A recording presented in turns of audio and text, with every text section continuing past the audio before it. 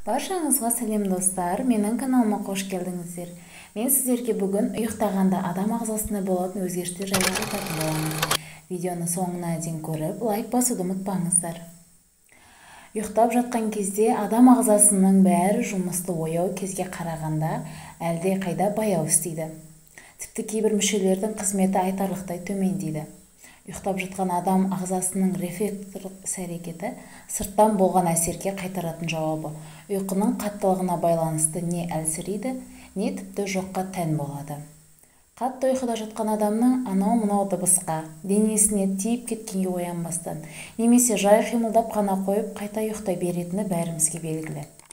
Бұл ұйқы кезінде орталық жүйке жүйесінде өзгеріс болатынын байқатады. Ұйқы кезінде орталық жүйке жүйесінің іс-әрекеті кілт өзгеретіндіктен, мүшелер мен жүйелердің де іс-әрекеті өзгереді. Мысалы, ұйықтап жатқан кезде байқалатын өзгешеліктердің бірі көз, қуық және тікішек төңірегіндегі дөңгелек бұлшық еттерден басқа денедегі барлық бұлшық еттің әрекет істемеуі не босаңсуы байқалады. Ұйқы кезінде дем алып, дем шығару әрі тереңдейді, әрі бәсеңсіп және бір қалыпқа түседі. Жүректің соғысы баяулайды. Қан қысымы 20-25 мм төмендейді.